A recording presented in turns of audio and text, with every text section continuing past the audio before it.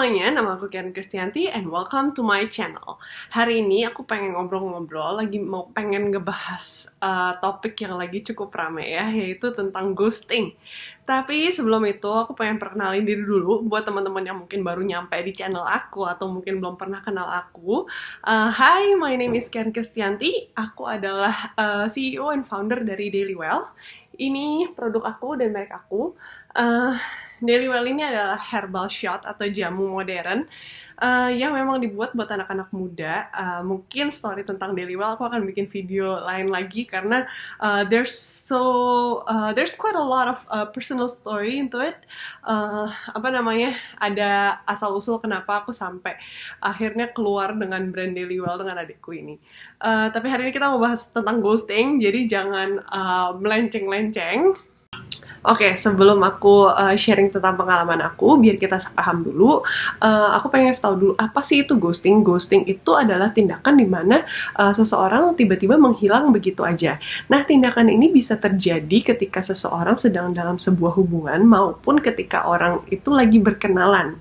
Nah, tiba-tiba menghilang ya, menurut aku ini tindakan yang mungkin dilakukan orang itu kadang-kadang tidak sengaja. Mungkin maksudnya baik, mungkin maksudnya tidak ingin menyakiti lawan bicaranya atau pasangannya. Tapi bisa dibilang tindakan ini kurang tepat. Aku pun pernah mengalami hal begitu juga gitu. Mungkin pengalaman aku ada beberapa, tapi ada satu yang sangat membekas di aku. Nah, ini aku pengen ceritain juga. Nah, dalam berkomunikasi, aku tuh sering banget ingetin ke terutama staf aku ya, tim kerja aku, bahwa ada 3 hal yang perlu kita perhatikan, yaitu nada bicara, pemilihan kata-kata, dan bahasa tubuh. Nah, ketika kita sedang menjalani suatu hubungan atau mungkin kita lagi PDKT, itu kita tuh juga berkomunikasi. Makanya komunikasi ini sangat perlu banget kita pelajarin. Bahkan kalau kita udah menikah sekalipun, nanti kita harus terus belajar untuk komunikasi yang baik dengan pasangan. Dan menurut aku, dan ini sering aku ulang-ulang juga ke pasangan aku, bahwa orang itu bukan mind reader. Nggak ada orang yang bisa baca pikiran kecuali dia itu punya ilmu tinggi kali ya. Tapi semua orang, kebanyakan orang itu bukan mind reader. Jadi ketika kamu mempunyai sesuatu, kamu merasakan sesuatu, then you have to be able untuk, kamu harus bisa belajar untuk menyampaikan pesan tersebut dengan baik. Jadi berusaha menyampaikan apa yang kita rasakan dengan pemilihan kata yang tepat supaya message-nya itu tersampaikan ke lawan bicara kita. Nah, jadi harus ada komunikasi yang lancar antara dua pihak ketika kita sedang menjalani hubungan. Makanya sejak aku mengalami ghosting itu, aku berusaha banget ketika aku lagi kenalan sama orang dan aku ngerasa nggak cocok, aku berusaha untuk menyampaikan kenapa aku merasa aku nggak cocok sama dia. Dan biasanya aku akan jelasin lagi kalau ketika aku nggak cocok tuh bukan totally karena dianya gitu loh. Tapi namanya orang sedang menjalani hubungan itu kan harus dua-duanya. Kadang ada hal-hal yang mungkin kita nggak bisa terima. Bukan nggak bisa terima sih, mungkin lebih kayak kalau kita coba maksain untuk jalan bersama, nanti mungkin akan susah gitu. Jadi aku biasanya akan jelasin ke mereka kenapa aku ngerasa kayaknya aku nggak cocok. Contoh, waktu itu aku pernah deket sama orang yang umurnya jauh di atas aku. Sebenarnya kalau ngobrol nyambung dan aku nyaman aja gitu ngobrol sama dia. Tapi towards the end of our PDKT, ketika di akhir-akhir PDKT, aku bilang sama dia, aku ngerasa umur kita itu terlalu jauh. Aku ngerasa kamu orang yang baik, kamu juga menyenangkan, tapi umur kita terlalu jauh, jadi kayaknya susah buat kita untuk ngelanjutin ini.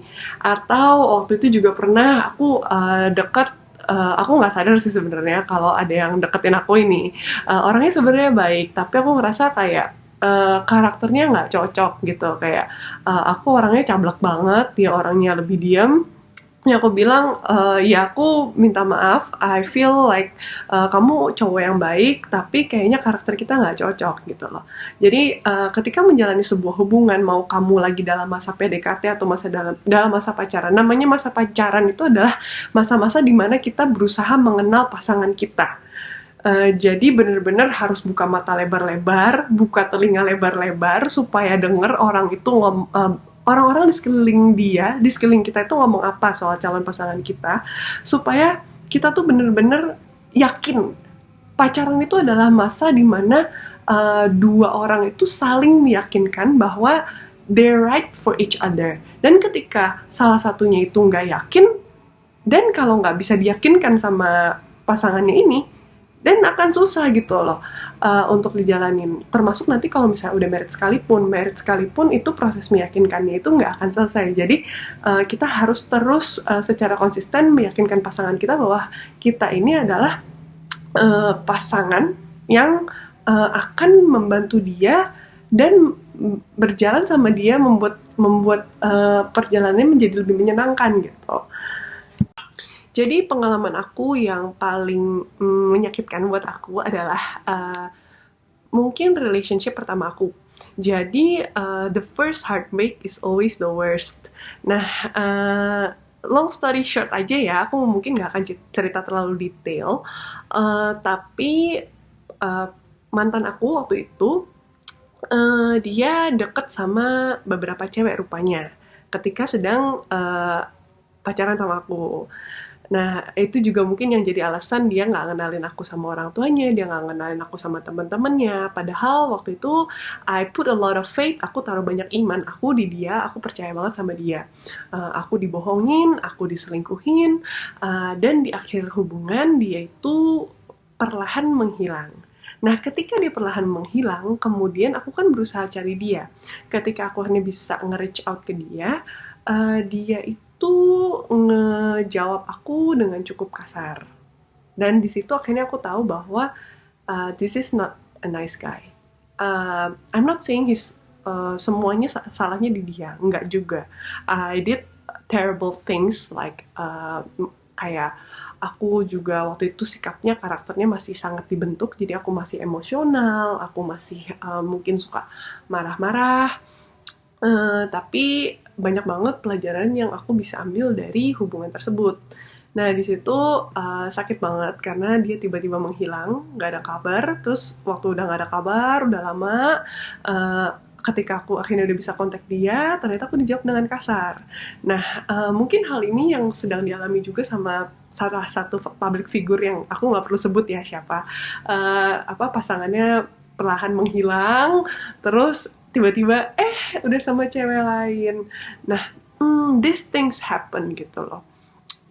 Menurut aku ketika hal tersebut terjadi, life goes on. Waktu itu aku belajar untuk karena aku diajarin di agamaku untuk mengampuni.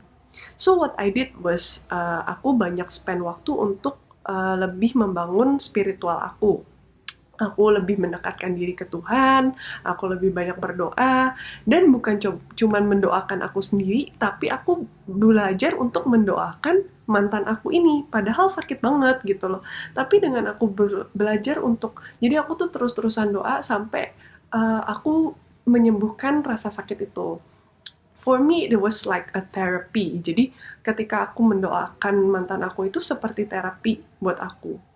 Benefitnya bukan untuk dia, tapi benefitnya untuk aku sendiri. Di situ aku sadar kayak, kalau aku sakit hati terus nih sama nih orang, yang rugi tuh aku sendiri gitu. Jadi aku memutuskan untuk, oke, aku harus belajar untuk memaafkan dan mendoakan dia. Dan proses penyembuhannya tuh nggak sebentar gitu. For me, it was pretty traumatic ya, karena itu hubungan pertama aku. Tapi untungnya waktu itu aku masih cukup muda, jadi kayak aku ambil 2-3 tahun untuk recovering. Ketika aku berani untuk mencoba menjalani hubungan lagi, aku jadinya cukup masih muda gitu. Nah, pendapat aku soal ghosting di masa pacaran, kalau kamu di ghosting sama calon pasangan kamu, this is like an alarm, kayak alarm atau sebuah sinyal di mana kamu harus waspada. Berarti kalau orang ini berani ghostingin kamu, then are you sure this guy or girl itu nanti ketika kamu beneran serius sama dia atau lagi sudah menjalani pernikahan, kamu yakin kalau orang ini nggak akan ghosting kamu? Atau ketika lagi ghosting dia nggak akan kabur sama cewek lain. Nah, tiap love story orang beda-beda. Tapi karena aku udah pernah punya pengalaman, aku orangnya cukup logical gitu. Jadi ketika aku menjalani sebuah hubungan atau PDKT, kalau aku di ghosting, buat aku it's already a sign. It's already a sign that buat aku pribadi ya, I'm not saying this is for everyone, but buat aku pribadi, ini adalah tindakan yang aku nggak bisa terima. Karena aku merasa aku tidak pantas diperlakukan seperti itu. Kalau memang ada sesuatu yang perlu diungkapkan, dan seharusnya bisa dibicarakan baik-baik dan diputuskan dengan baik-baik gitu. Jadi for me it's already a sign. Dan untuk memilih seorang pasangan itu banyak banget faktornya.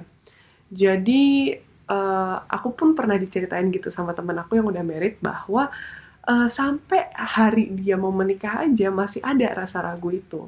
Makanya tadi aku bilang namanya orang menjalani hubungan itu adalah proses meyakinkan, kita terus meyakinkan pasangan kita bahwa kita ini adalah pasangan yang Tuhan udah kirim buat membantu dia menjalani hidup gitu. Jadi ya menurut aku kalau sampai kamu di ghosting mungkin it's a sign. Dan kalau sampai hubungan gagal, aku udah punya pengalaman juga hubungan gagal. Tapi hubungan gagal menurut aku itu adalah hubungan yang berhasil. Karena berhasil menunjukkan bahwa aku ini nggak cocok dengan orang itu gitu. Jadi itu aku ngelihat sebagai sebuah keberhasilan instead of kegagalan. Kalau sampai berhasil putus, ya berarti bersyukur aja. Memang mungkin orang ini bukan orang yang tepat. Dan coba ngelihat lagi gitu ke hubungan yang tadi. Apa sih yang bisa dipelajarin supaya jangan sampai kita ulangin lagi di hubungan yang selanjutnya. Nah, sekian aja sih sharing dari aku. Maybe that's not a lot. I try not to, aku mencoba nggak terlalu masukin terlalu banyak personal stories karena nantinya jadinya seperti curhat banget. Tapi aku berusaha menyampaikan apa yang aku pelajarin dari pengalaman di ghostingnya aku. For me, ghosting itu hal yang cukup umum, mungkin karena orang juga nggak mengerti gimana cara menyampaikan pesan yang atau perasaan yang mereka rasakan. Dan menurut aku mungkin kita nggak perlu terlalu ngejudge dia. Maybe buat orang tersebut it's a learning proses juga buat dia untuk belajar mengungkapkan. Mungkin dia belum pernah belajar mengungkapkan perasaan-perasaan tersebut. So buat aku belajar untuk empati aja, belajar untuk mengerti situasi dia. Bukan semuanya tentang kita kok. Not everything is about us. So ya itu sih, jadi lebih kayak belajar untuk ngelihat posisi orang lain tersebut itu ada di mana. Thank you so much for watching. If you like this video and video-video aku yang lainnya, jangan lupa like, subscribe, dan comment. I'll see you on my next video. Bye-bye!